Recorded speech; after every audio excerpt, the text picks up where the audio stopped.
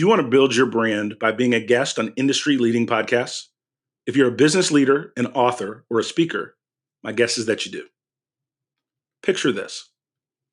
You, a dynamic executive easily connecting with engaged audiences, turbocharging your top-of-funnel marketing, and creating a treasure trove of content with every episode. Podcasting is a game changer that you've been waiting for.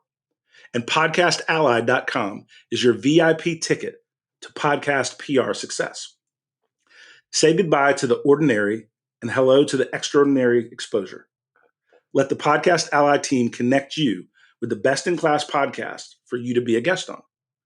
Head over to podcastally.com and use the promo code DT for a 10% discount on Podcast Ally services.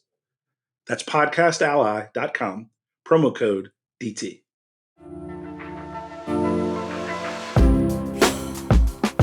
Welcome to High Octane Leadership with Donald Thompson. This season, we're diving deeper with more solo episodes, where I'll share the experiences that have led to recognition by EY, Forbes, Fast Company, and others. Not as a boast, but as milestones on my entrepreneurial path. From growing multi-million-dollar firms to successful business exits and building high-performance teams with a global perspective. I'll reveal the insights and strategies from my journey and share them with you so that we can win together. Alongside these solo episodes, we'll have industry visionaries and thought leaders, and we'll explore effective leadership. Ready to empower your leadership journey with real success stories? Let's embark on this transformational journey together.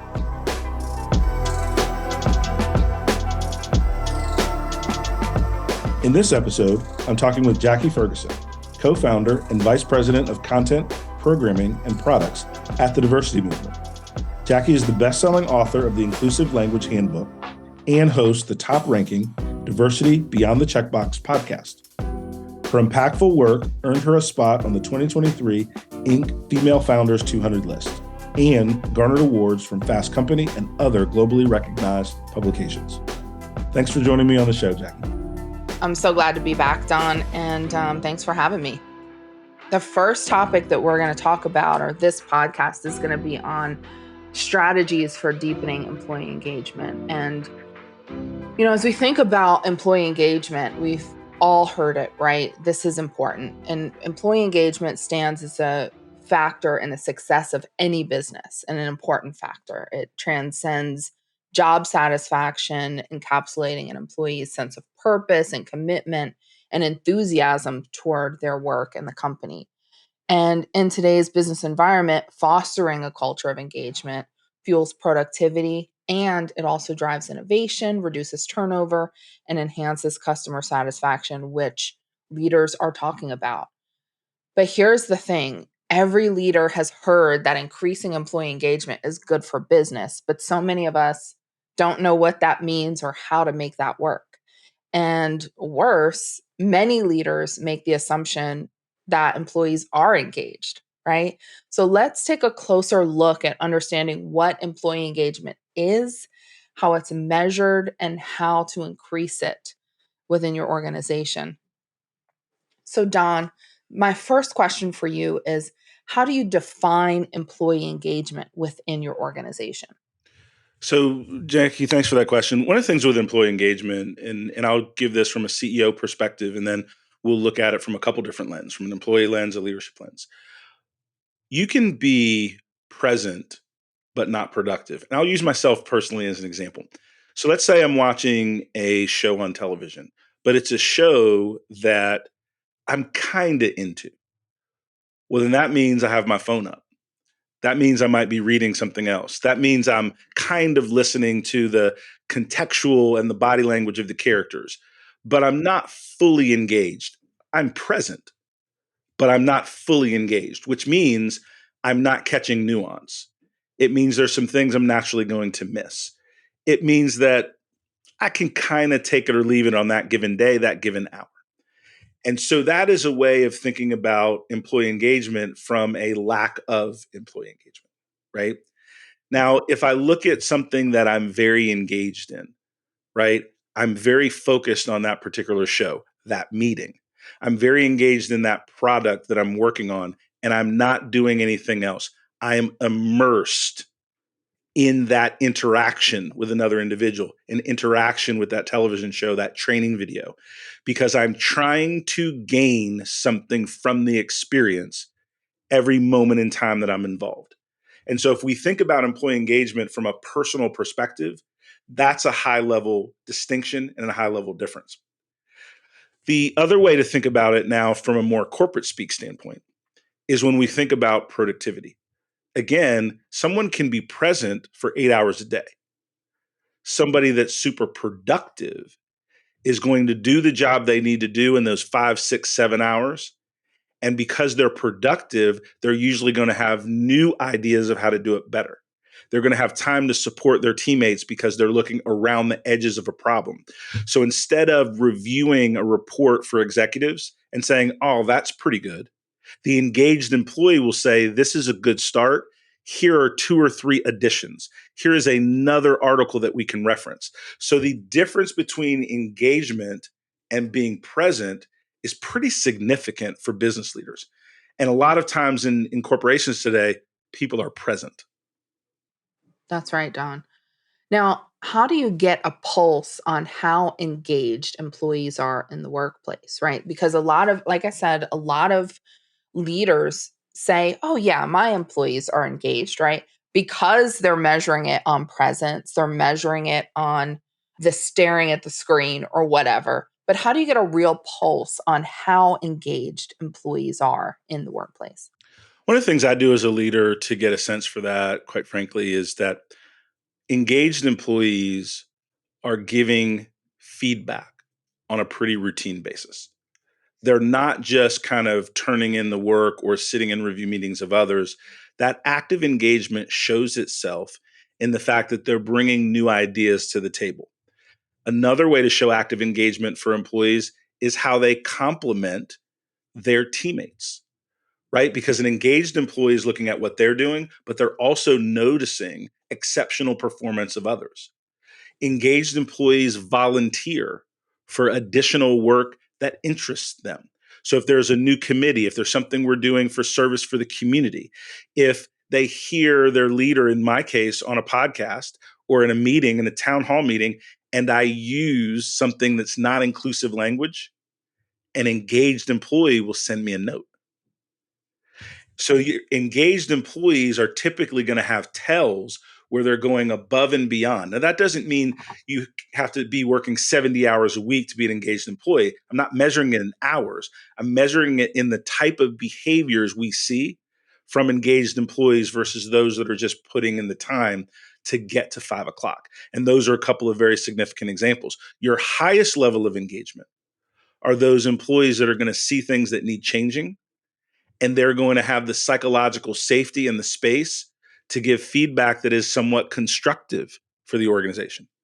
But they're not doing it with a whiny temperament, with a them first temperament. They're doing it from a space of protecting the business and growing the business. I'll give a quick example of an engaged employee. There was I used to run a software technology firm many years ago, but this is a phenomenal example. Early in my career, I used to use a lot of football analogies, sports analogies. And I remember this gentleman on our team is one of our senior designers, technical architects. And he came up to me after the meeting and he said, Don, we love the company, what we're doing. We appreciate your passion as a leader. But if you keep using football analogies and none of us ever played football, you're going to lose our attention. An engaged employee gave me the option to be better, right? Because they cared that my message was getting across to the full team, and they gave me feedback that could help me grow as a communicator, help me grow as a business leader. And then they took that risk to share something constructively critical, right, for the betterment of the communication for the whole team. And so those are some tells, if you will, that I look for when I think about employee engagement from that leadership perspective and point of view. That's so helpful, Don. Thanks for that. Don, can you share an example where you saw the impact of high or low employee engagement directly influencing a project or outcome? So we have a history of innovation at the diversity movement, which is the company I'm currently the CEO. and leading that business. We were building out a product called LeaderView, which is a cultural competency assessment tool for leadership teams. So instead of just looking at the individual, we look at the competency, the chemistry, the way that leadership teams work together against 7 competencies. During the evaluation of different products and services, several of our team members said, we shouldn't use a third party tool for this. We should build our own tool. Knowing that building our own tool was going to take thousands of hours in research, in production, in cost, versus using a third party tool off the shelf, white labeling it, and reselling it. So I saw employee engagement, a team of folks presenting a new idea, even though adopting that new idea meant more work for them, meant extra hours for them, additional pressure for them. And so that is an example of employee engagement that, in deference to what the company needed to do, they put the best idea forward, even though in the short term, it actually would increase their workload. And so that's an example to me of employee engagement. And that meant that this individual, this team, in particular, Andy on our team of the diversity movement, was leading the charge with this. And they were very focused on what was going to help our customers win in the workplace first, and their personal workload second. And so I'm super proud of that. But that's an example of an engaged employee in terms of employee experience. That's fantastic. Don, let's talk about the impact of engagement on business success. So, highly engaged employees generate 18% more in sales and are 14% more productive. And that's like getting a month of additional work from an employee. So, a significant difference in engaged employees. In your experience, how has employee engagement directly contributed to the success of your business? One of the things I've been really fortunate is to work in both product technology driven organizations as well as consulting organizations, to where there is more people out front delivering against your consulting offerings. If you think about businesses like a financial service business, a bank, and frontline professionals, your tellers, your bank managers, your loan officers. If you think about the car business, if you think about your sales professionals, your service professionals, if you think about going into your local supermarket or Target or different things in your interaction with staff, we buy more from places where we feel valued. And the way we feel valued is based on our interaction with the individuals that represent a brand. And so when you think about employee engagement and the impact on the bottom line, right? You think about going into a store to buy a gift for a loved one, right? And that sales professional is not just trying to upsell you for the dollars, they're trying to get you the best gift possible for the price point within your budget. And then all of a sudden, like I'll use Sylvester at the Acura dealership in Chapel Hill, North Carolina. Over the course of my relationship with this one car dealership, I've probably purchased 10 cars over the last 15 years. And I go back to the same sales professional because I've been treated well, the relationship's good, the product lived up to its standard, but that engagement has allowed it to be easier to do the second and third and fourth and fifth transaction. So if you think about any line of business, what grows a business and a brand long term? Repeat customers. It is less expensive to keep a customer than it is to garner a new customer. So that means when we're thinking about businesses of any type, like the examples I used, that employee engagement that turns into outstanding customer service is a prescription for success. Jamie Osterart on our team within the diversity movement, our team has a 93% client satisfaction score for the last 2 years running.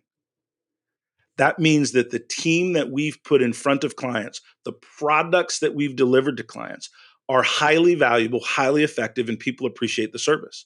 Well, that means when they need additional work on their culture, organizational change, leadership development, they're going to call us at the diversity movement first. We're not going to win the business every time, but we always want to be in the consideration set and in the top 3. So to answer your question on the business value of employee engagement, whether it's in the car business, whether it is in the technology business, whether it is in the organizational change business or consulting, people buy from people they trust. People buy from people who've delivered on their promises, and engaged employees deliver on their promises. And that's what we want our clients to feel. And then they buy more and they buy longer in terms of the relationship with us. That makes sense. Don, could you share a specific instance where increased employee engagement led to innovation or significant growth within your company? And again, it's interesting that you've worked in so many different industries, right? So I'm interested in if you've got a story to share there. So when we think about employee engagement and innovation, I'll actually use a negotiation that we were in the software business when I was working with Grant Willard, my mentor and good friend, when I was in the technology space. And I'll bounce around across different industries because I want folks to understand that this construct of employee engagement is universal, both from a global footprint, but also across different industries. And so in this example, we were negotiating a contract. We were a small multi-million dollar firm negotiating with a multi-billion dollar software company. And we were about 15%, 20% away from one another in this contract in terms of some of the financial parameters. And the larger organizations simply wouldn't budge in terms of the number of people that they would fund on this consulting contract. And so we looked at different ways. We talked to our champion within the organization. And then we thought and said, wait a minute, we're all working together. We want this to be fruitful for all the parties involved. One of the reasons we can't get this contract through is because we're using different language in the way that we're delivering this message than the larger company was accustomed to. And so one of the senior leaders that wanted us to get this deal done said, why don't we change the language, and instead of using software developers, we add some additional headcount in the QA engineer section, because this larger company was very big on quality. And so anything quality related, because their software was used by John Deere, was used by Raytheon, was used by Lockheed Martin, some of the largest manufacturers in the world, we were able to, with innovative language, overcome a financial issue within a very high octane negotiation. And so innovation isn't always a new product. Sometimes innovation is the way you package something. Sometimes innovation is having a loss leader product.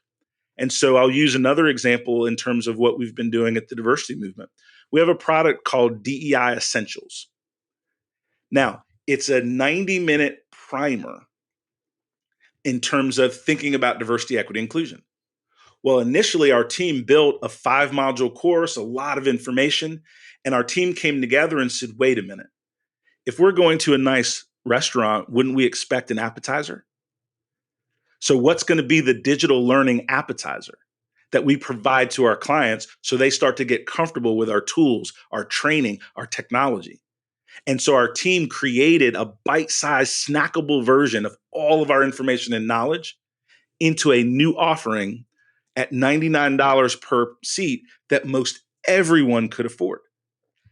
And we started to generate more and more revenue because people started with us because they gave our team, or our clients, a soft entry point. And then we grew a lot of accounts bigger. So that's one in terms of digital learning. That's an example in terms of contractual negotiation. But innovation is not always something new. Sometimes it's a new wrapper to help people understand better and can drive the business forward. That's great, Don. Now, there are many strategies for boosting employee engagement, and we're going to discuss 6 of them, but I don't want to just list them off. I want to talk through how to activate that strategy. So let's go one at a time, if that's okay. The first, and you sent me this list, so I appreciate it, is transparent communication. How do you ensure transparent communication within your organization? And can you share how that's positively affected employee engagement? One of the things with employee engagement, are a couple of words that I think about all the time. One is trust, two is loyalty. You can't build trust with someone that you don't know. And so it's incumbent upon executives to create an environment where employees can get to know you. Depending on the size of your organization, there's different techniques and game plans towards it. Many organizations have town hall meetings. They'll have executive briefings. One CEO, Luann Welch at Easter Seals, North Carolina, $100 million organization. They serve 20,000 families across North Carolina. Every week, she sends a note to her entire employee base, right, with things she's thinking about, things she's learning, and with shout outs with people that are doing a wonderful job in the organization. So building trust is about open, honest, and consistent communication. And that helps to drive transparency because a lot of times your employees don't know what questions to ask about the business. So you as a leader have to be good at communicating what you're seeing, what you're learning, and what challenges you need to overcome. And it's also a great opportunity to share credit for new opportunities won and superstars that are developing within your organization. Because people build trust with you to the degree that you don't take all the credit for the or responsibility for the good things that are happening. Leaders build credit through recognition of others. Another example is being open to feedback and new learnings. A lot of organizations do pulse surveys and get a lot of feedback from their team, but then they never communicate how that feedback is being used, what they learned from that feedback, what new initiatives are started based on that feedback. And so you can create a very powerful impact wheel when you receive information, insight, new data from your team. You're not going to use it all. You're not going to agree with it all. But those things that you do agree with, that you do use, share that broadly with your team that you've done that. The other thing that I would say in terms of transparency, in terms of building that trust and that loyalty, right, that's very, very important in terms of the organization, is when you're having tough times. I've led businesses that are growing, that have been sold, and I've also led businesses that hit rough patches. You've got to talk about openly the rough patches as much as the successes, because everybody knows that there's no kind of straight line to success. There's some peaks, there's some valleys, there's some wins, there's some losses.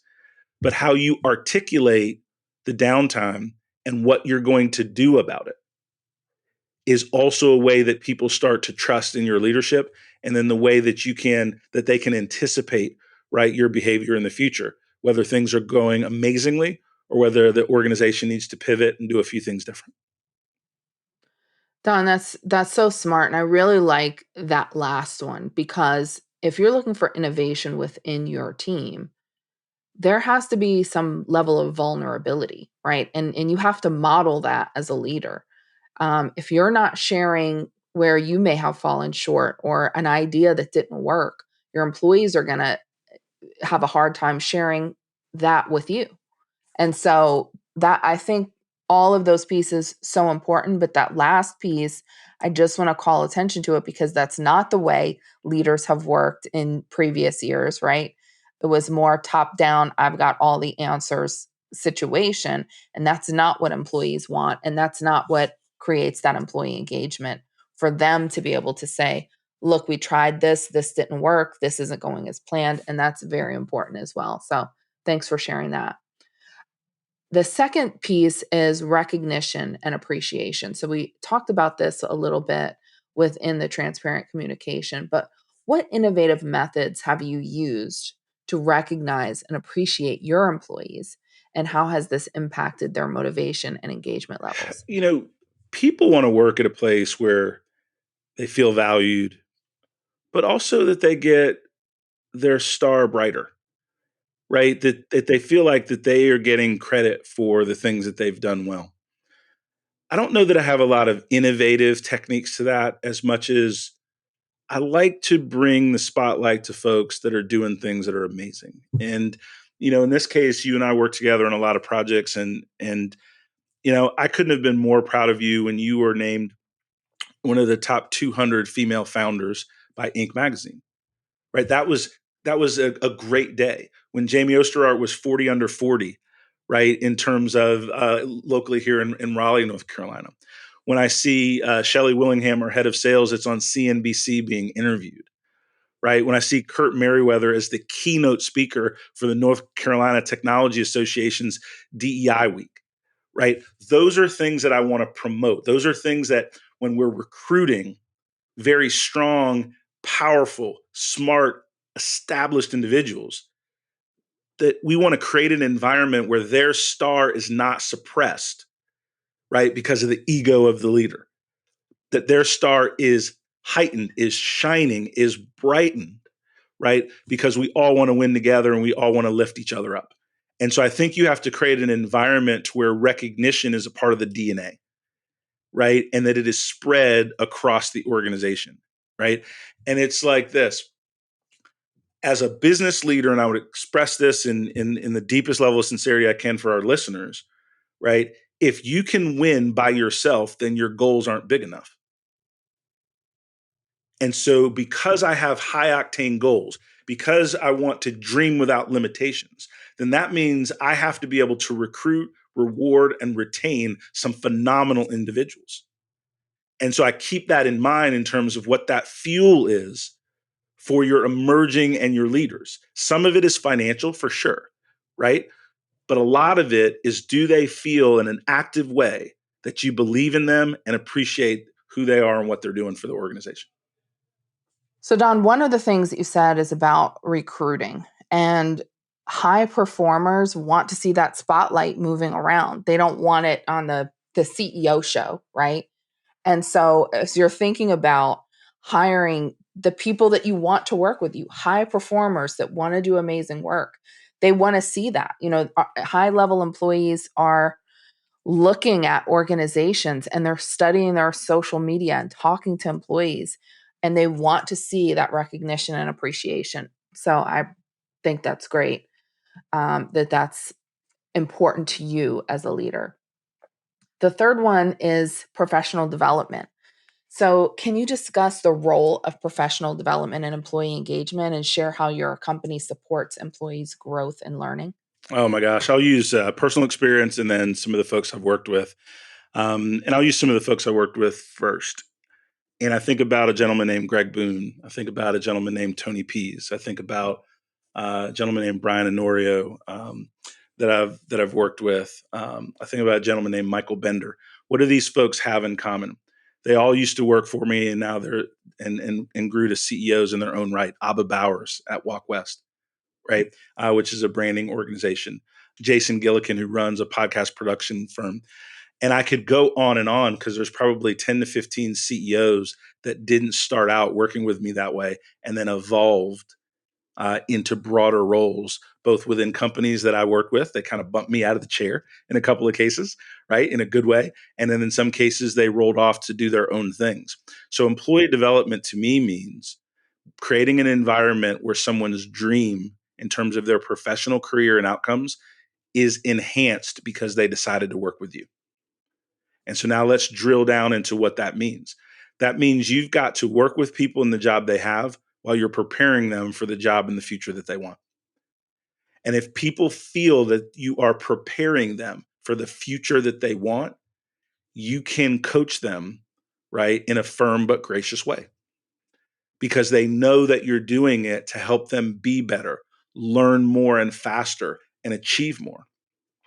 And when we have those shared outcomes together, those shared benefits together for successes, that creates that symbiotic relationship with your high performers. And I think it's really important for business leaders to know and understand what the goals and dreams are for the folks that they are depending on in their organization.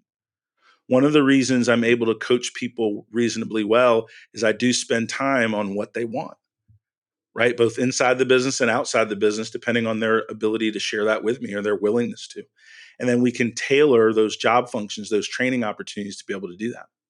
The second thing that I think is most important in learning and development is to create a coaching relationship in how you give feedback, right? So early in my career, I was not good at this, right? I was good at letting people know what was wrong, but not why they missed the mark and how to effectively address it.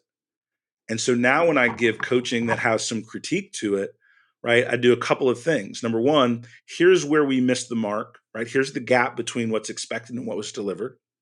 And then I start to ask questions. Was there some level of understanding that I missed in terms of my communication to you of what we needed? Did you need some additional resource, right, in terms of what we're doing? Did something in the market change that we weren't aware of? I want to ask those questions because I don't want my team member to assume that I'm blaming them for the gap between expectation, right, and results. Certainly, some of that responsibility is on the team member, but I use three prongs when I think about performance and then learning and development and coaching. Number one, what did the company do? What could the company have done to provide better support? What could I have done as a manager? And what could you have done as the team member?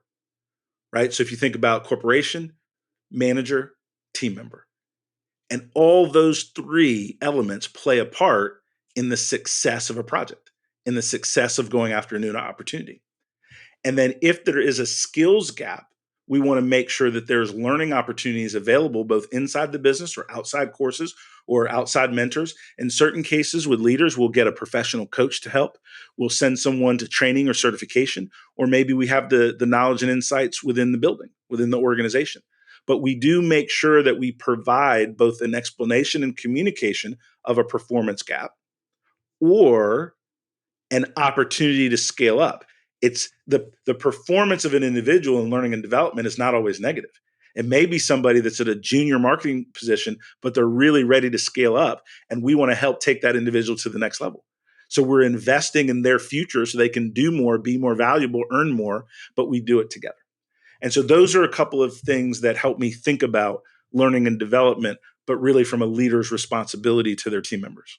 Yeah, that makes sense. Don, 4 is work-life balance. How does your organization promote a healthy work-life balance, and what effects have you observed from these practices on employee engagement? So I'll tweak the term work-life balance to work-life integration because I don't think you can balance it. I think something's got to give all the time, right?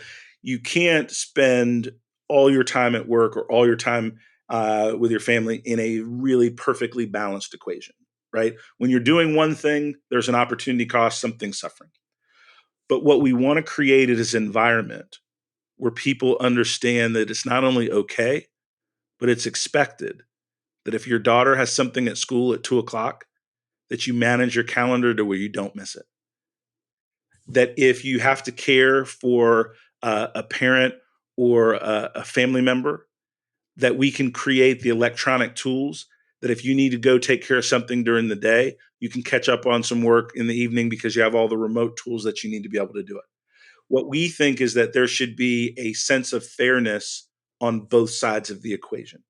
And what that means is that we trust our team members to be true professionals, which means their responsibility to their work life integration to communicate with their manager, to ensure they have the tools available for that flexibility, and that flexibility we provide does not mean we're lowering the standard of the output. That means we're flexible on how that output is achieved. And then we integrate those things together. And I think it works well for those that want it to work well. There's been times where people took advantage of that thought process in terms of work-life integration, but most people don't. Most people, when they are trusted by their team member, by their manager, by their company to make good decisions, right? And when they need to take time off for something personally, they want to work double time to make sure they don't miss the objectives of the business. And they appreciate whether that flexibility is hybrid work environment, where that flexibility is time and schedule, where that flexibility to communicate that maybe you have some health issues that aren't taking you out of work, but you're not in the mode for a few weeks that you can take on new and bigger projects. That healthy communication and collaboration between the team member and their leadership, I think is an example of how you build trust and loyalty. And work-life integration is a way that you can create that long-term impact. And quite frankly, it becomes a competitive advantage because when you're able to do that for employees, some of your competitors aren't. And it's not all about the money when people decide to stay with you. It's also about the environment and about the flexibility and about the trust that you have in people. Absolutely right. And Don, I know that you use the term work-life integration. I use balance on purpose because people are looking to create this impossible thing, and that's balance, right? To do 100% every week, every day over here, and 100% every day, every week over here. And balance is not an attainable thing, but the integration is such a better term. And I think people need to really get their arms around integration because you can find success there, right? Sometimes I have to be a mom and sometimes I have to focus on work. And, there are things that don't allow me to have a balance, but that's not the measure of success with that work life blend, right? It's an integration. So I appreciate that explanation. Don, 5 is employee feedback, right? So, what processes do you have in place for collecting and acting on employee feedback? And can you share a success story resulting from the feedback? We do employee surveys, we do pulse surveys, we do one-on-ones with folks in our organization, similar things that we recommend to our clients. We want to make sure that our leaders that went through our leader view training are very strong in their communication, collaboration, those things. So those are kind of the table stakes. What I think is really important in terms of feedbacks in an organization is how do you respond when you get feedback or pushback when your team doesn't think you're doing something well, right? And a couple of instances, and I won't necessarily go into it completely, but there was a time in our growth, right, to where we were, and I'll use we when we win, I when we mess up. I was not as timely as I needed to be in the reviews of our team members. When you're a fast growing startup, or even when I've grown companies larger, like it took me a while to really understand that cadence and that discipline and that investment in HR and HR tools. And so that was brought to me. And one of the things that we did immediately after is we did another employee survey. We reviewed them as a leadership team line by line. And then I went in front of the entire company and walked through every single question, response, critique that we gave and described to our team members which items I completely agreed with and would work on, which ones I'd like some more information, even confidentially, because I didn't fully understand the critique or the question. And then what things I didn't really fully agree, and we probably weren't going to make that change right away, right? Like, somebody said, we want to be 100% remote work. It's better for my life and XYZ. I was like, fantastic. But we have a hybrid environment. That's our corporate stance, right? But we can be flexible within that paradigm for outlier items, but we're not going to change the fundamental way that we work, right? But then there were examples of things that people wanted more and better financial detail and how the health of the company and different things, where we made some moves and created some better charts and some better communication and better cadence. The point that I'm making, Jackie, is it's not so much just the tools you use, pulse surveys, different things of that nature. It is the ability for the leadership to own that feedback and follow up and follow through. And that is the big thing that organizations are missing is people capture a lot of data, but they don't use the data to change leadership behavior and improve the environment. And that's something that we've been able to do and still continue work on doing it. Tomorrow morning, we have a team breakfast because one of the points of feedback, the diversity movement was just acquired by Workplace Options, which we're a small, growing, fast-growing technology-enabled consultancy, and we got scooped up by a bigger player, right? And we're excited about it, and it's awesome and all that good stuff. But our core team didn't want to lose that unit cohesion that we developed over the 4 years, right? So several folks in a recent survey said they'd like some time to get together and not talk about business on heavy topics, but just connect with their teammates. So tomorrow we're having a catered breakfast come in. We're going to get to work. We're going to have a little time to just fellowship. We took the team a couple of weeks ago and had a bourbon tasting for those that partake in adult beverages.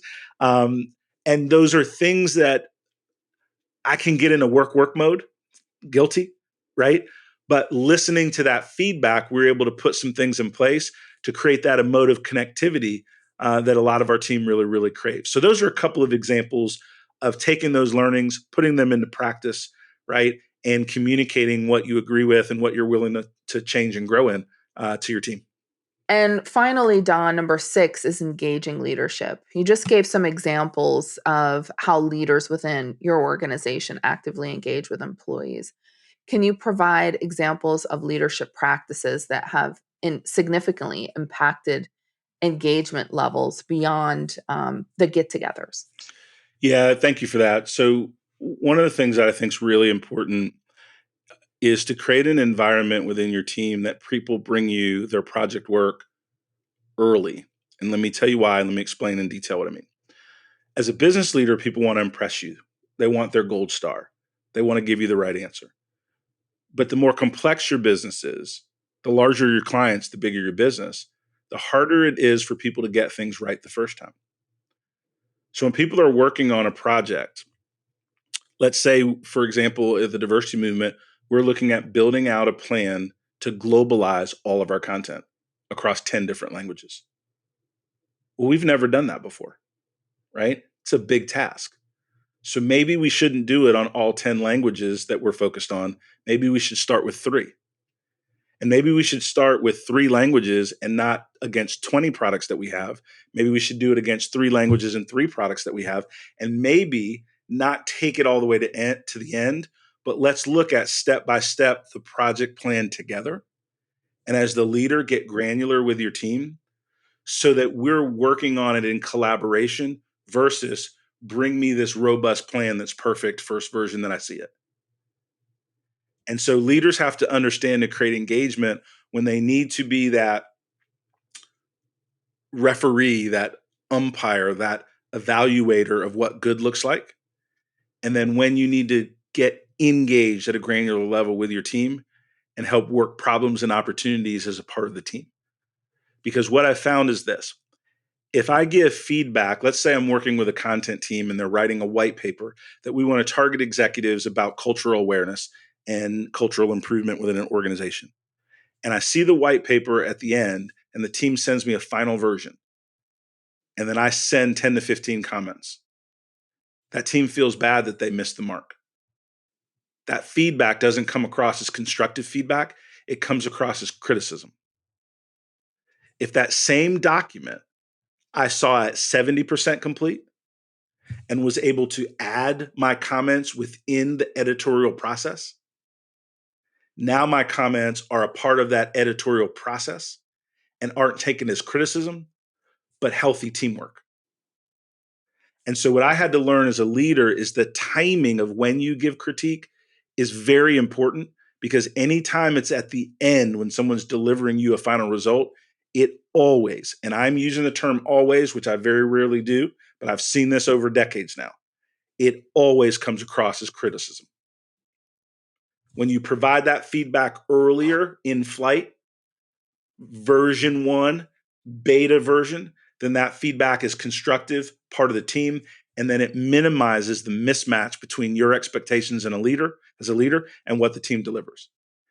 And it's a hardwire change actually for team members, because team members aren't used to letting the leadership in early because they feel like a little protective of it because they want it to be right. I will tell you, it is easier, better, smarter, more efficient, more effective at about 70 to 80% completion to hit some milestone checkpoints to make sure everyone's on track with what that ultimate deliverable will be. If we really step back and look at a macro example, right? Boeing, that's having a lot of quality issues with their airplanes. And you think about quality issues with an airplane. That means you're having quality issues with something that people are flying in, that they've trusted their lives on the quality of. Well, Boeing made a decision to move their corporate headquarters thousands of miles away from their engineering headquarters. And they broke 100-year-long synergy between management and engineering, because proximity and distance creates gaps in understanding. Sometimes hybrid's good, sometimes email's good, sometimes Zoom is good. But sometimes being in a conference room together, reviewing things, gets a better product for all, better safety for all, and quite frankly, better collaboration for all. And so those are some of the things that I think about in terms of creating that engagement as it drives a high quality output. Awesome. Don, this has been a great conversation, rich in actions and initiatives to ensure leaders are creating the environment for employees to deliver their best work. Let's wrap up with a couple of final questions if we can. The first is reflecting on our discussion. What do you believe is the most critical factor in ensuring high employee engagement within an organization? Building trust. The reason, and I'll be brief, is because it's something that you can lose in an instance. And so you've got to actively be building that trust, that follow up mentality when people give you feedback, that ability to have that care on calls where you just slow down and ask people how they're doing before you dive into the topic, because maybe today isn't the day for high octane feedback. And you can usually sense that in the way people answer that, some of those initial questions. But I would say building and maintaining trust. Perfect. And then looking ahead, how do you see the role of employee engagement evolving in the future, especially with the rise of remote work and digital workplaces? Digital workplaces has created a highly effective way to get more and better work done in certain industries, in knowledge work in particular. The difference is the distance doesn't allow for deep connection with your team. It allows you to get work done, but it's harder to build that trust and loyalty with people you're not spending that physical proximity with. And so, as leaders, you have to be intentional in making sure you have those moments where you can get people together. But also in the digital realm, we have to not make every conversation transactional. We have to spend time letting people share what's going on, how they're doing, right? Sharing a picture of their kids at a cheer competition or at a spelling bee or at a football game, and really care enough to ask those questions, because those are things that naturally come up in an in-office environment that you have to be a little bit more intentional in the Zoom driven environment. Awesome. Don, thank you for this conversation. Such an important topic and one that, needs to be unfolded a little bit, right? We hear again employee engagement, but what does that mean? How do we action on it? How do we measure it? So thank you for this conversation. It's been a lot of fun. This is a phenomenal topic, and you always pull out the best in everybody you interview. So I'm glad I got some of your time today. This was super fun. Thanks, Don.